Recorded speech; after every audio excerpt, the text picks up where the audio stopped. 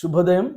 క్రీస్తు యేసునందు ప్రియమైన దేవుని బిడ్డలారా, మన రక్షకుడైన యేసు క్రీస్తు యొక్క పరిశుద్ధ నామములో మీ అందరికీ ఉదయకాల శుభాలు తెలియజేస్తున్నాను.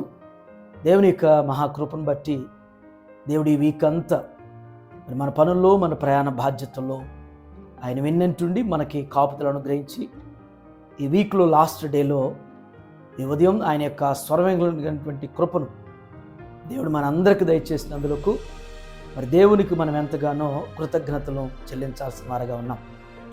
ఈ దినం మన టీఎల్సీ అనుదిన ఆహారంలో దేవుని యొక్క వాక్యాన్ని మనకు జ్ఞాపకం చేసుకున్నాం. సంఖ్యాకాండం 17వ అధ్యాయము 8వ వచనాన్ని చదువుకున్నాం. మరునాడు మోషే సాక్ష్యపు గుడారములోనికి వెళ్ళి చూడగా లేవి కుటుంబపుదైన అహరోను కర్ర చిగిర్చి ఉండెను. అది చిగిర్చి పువ్వులు పూసి బాదము పండ్లు గలదాయను. దేని బిడ్డలారా, ఉదయకాల సమయంలో దేవుడు మన పితరుల జీవితంలో చేసినటువంటి ఒక అద్భుతాన్ని ఈ ఉదయం మన జీవితానికి జ్ఞాపకం చేస్తున్నారు. దేని బిడ్డలారా, ఆశ్చర్యమైనటువంటి అద్భుతమైనటువంటి కార్యాలు చేయుట యెహోవాకే సాధ్యమని భక్తులు అన్నట్లుగానే మరి మన పితరుల యొక్క జీవితాల్లో దేవుడు ఏ విధంగా అద్భుతాలు, ఆశ్చర్యమైనటువంటి సూచక్రియలు చేశారో ఆ దేవుడే నేటికి మన పట్ల కూడా కార్యాలు చేసేటువంటి వారు. ఈ భాగంలో మనం గమనించినట్లయితే 2 తలంపుల ద్వారా దేవుడు మనకు జ్ఞాపకం చేస్తున్నారు.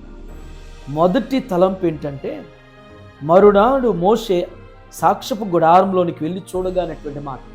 సాక్ష్యపు గుడారం అంటే పాత నిబంధనలో సాక్ష్యపు గుడారం అనేటువంటిది జ్ఞాపకం చేయబడింది.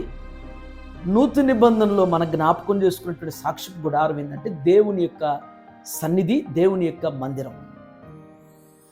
దేవుని యొక్క మందిరంలోనికి, దేవుని సన్నిధిలో మనం వెళ్ళటం అనేటువంటిది, దేవుని సన్నిధిలో నిలవటం అనేటువంటిది చాలా దీవెనకరం, చాలా ఆశీర్వాదం.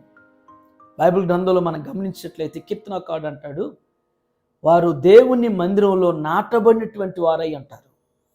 అంటే ఆధ్యాత్మిక కోణంలో దేవుని యొక్క సన్నిధిలో నాటబడినటువంటి వారు, అంటే ఇక స్థిరంగా నిలిచేటువంటి వారు అన్నవారు. అంటే ఏ పరిస్థితి అయినా, అంటే మామూలుగా అట్లా పడవేయబడితే వేరు, నాటకుండా పడవేయబడితే ఏదైనా ఒక మొక్క అది ఎలాగైనా పోవచ్చు, వర్షానికి కొట్టుకుపోవచ్చు, లేకపోతే ఇంకొక ఎండిపోయి పాడైపోవచ్చు. కానీ ఇక్కడ నాటబడినటువంటి అంటే ఇక అది స్థిరపరచబడింది. నాటబడిందంటే ఖచ్చితంగా ఒక దినాన అది ఫలిస్తుంది, అది అభివృద్ధి చెందుతుంది. అందుకనే ఆనాడు మరి అహరోను చేతికర్ర, ఆ చేతికర్రను మరి సాక్ష్యపు గుడారంలో పెట్టినప్పుడు మరి మోషే వెళ్ళి చూశారు అనేటువంటి మాట ఫస్ట్ తలంపులో జ్ఞాపకం చేయబడింది. 2వ తలంపు ఏంటంటే, అది చిగిర్చి పువ్వులు పూసి బాదము పండ్లు కలదాయను. ఎంత గొప్ప అద్భుతం అంటే దేవుని బిడ్డలారా, ఆ కర్ర చిగిర్చింది. ఆ కర్ర మరి ఒకవేళ పచ్చిదగుండా కానీ, లేకపోతే ఎండిపోయినటువంటిది కానీ, ఏదైనా కానీ చెట్టులో ఉంటే చిగుర్చడం వేరు. కర్ర అది చెట్టులో ఉంటే కర్రగా అది, లేకపోతే అది దాంట్లో నుంచి వచ్చింది కాబట్టి, చెట్టులో నుంచి ఉంది కాబట్టి, చెట్టుతో కలిసి ఉంది కాబట్టి అది చక్కగా చిగిర్చిందంటే అర్థం ఉంటుంది. కానీ చెట్టులో లేకుండా వేరు చేయబడినటువంటి కర్ర, ఆ కర్ర చిగిర్చింది. ఆ చిగురించడం అనేటువంటిది మరి పచ్చదనానికి, అభివృద్ధికి సూచన. మన దేవుడు మన జీవితాల్ని, ఎండిపోయినటువంటి జీవితాలు, ఇక ఏ కోణం, ఏ అభివృద్ధి కూడా నోచుకోనటువంటి స్థితిలో ఒకవేళ ఉన్నా కానీ దేవుడు మనల్ని ఆస్వాదించేటువంటి వాడు, దేవుడు మనల్ని అభివృద్ధి పరిచేవాడు, దేవుడు మన జీవితాన్ని చిగురింపజేసేటువంటి వాడు. ఎండిపోయినటువంటి అనుభవాలు, ఎండిపోయినటువంటి జీవితాలు, ఎండిపోయినటువంటి పరిస్థితులు, వాటన్నిటిలో కూడా దేవుడు చిగురింపగలిగినటువంటి శక్తిమంతుడైనటువంటిది ఈ తలం. మరొక మాట ఏంటంటే, పువ్వులు పూసి అనేటువంటి మాట. పువ్వులు ఆశ్చర్యమైనటువంటి కార్యం అన్నమాట.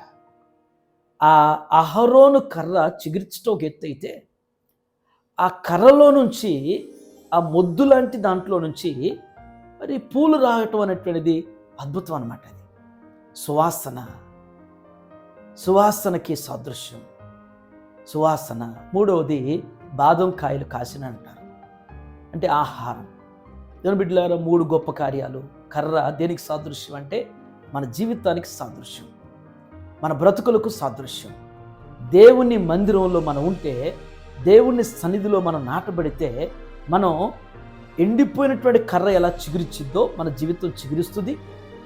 అది పువ్వులు పూసి సువాసనగా, పూయబడినటువంటి ప్రతి పువ్వు కూడా ఖచ్చితంగా దాని గుణాన్ని బట్టి సువాసన ఉంటుంది.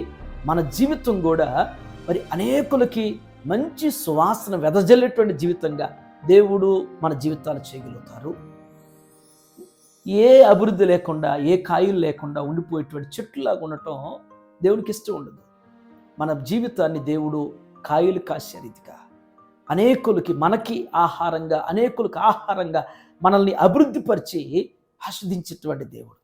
ఉదయం దేవుని బిడ్డ, వ్యక్తిగతంగా చిన్న స్వపరీక్ష. ప్రత్యక్షపు సన్నిధి గుడారంలో, సాక్షిపు గుడారంలో మరి అహరోను కర్ర పెట్టబడ్డప్పుడు కలిగినటువంటి అద్భుతమే ఈ అద్భుతం. మన జీవితంలో మనం కూడా దేవుని సన్నిధిలో మరి మన బ్రతుకులు సువాసనగా మార్చబడుతుంది.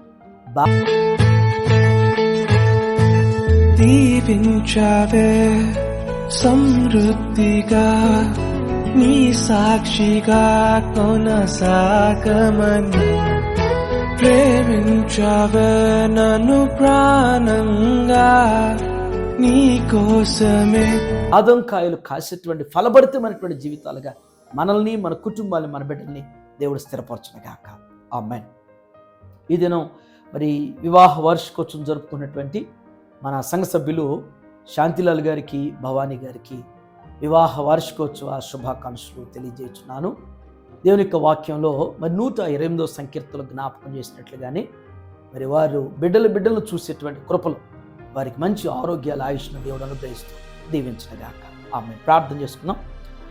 సకల ఆశీర్వాదములకు కానాభూతుడైన మా ప్రియ పరలోకపు తండ్రి, మీ పరిశుద్ధ పాదాల వందనాలు. ఈ వీకెండ్ లాస్ట్ డేలో ప్రభా, ఈ ఉదయం దివ్యమైనటువంటి అయా ఆధ్యాత్మికమైన మర్మంతో మాతో మీరు మాట్లాడినందుకు వందనాలు చేస్తున్నాం. సాక్ష్యపు గుడారంలో పెట్టబడినటువంటి అహరోను కర్ర నా ప్రభా ఏ రీతిగా చిగిర్చిందో, ఏ రీతిగా పుష్పించిందో, ఏ రీతిగా నాయన బాదం కాయలు కాసిందో నా ప్రభా, మా బ్రతుకులు కూడా నా తండ్రి చిగురింపజేసేవారు మీరే. మా కుటుంబాన్ని, మా బిడ్డల్ని నాయన చిగురింపజేసేవారు, మా స్థితులను నాయన చిగురింపజేసేవారు. మాకున్నటువంటి పరిస్థితుల్లో నా ప్రభా అయ్యా మమ్మల్ని సువాసనగా మార్చేటువంటి దేవుడు మీరు ప్రభా.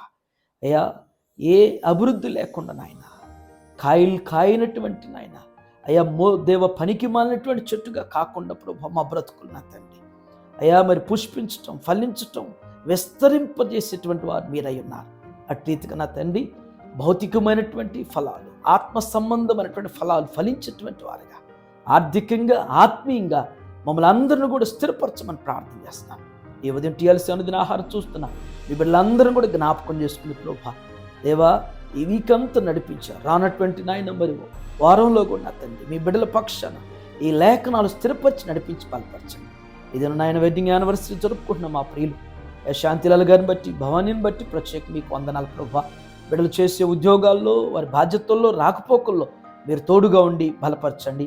128వ సంకీర్తన వారి జీవితంలో స్థిరపరిచి నెరవేర్చండి.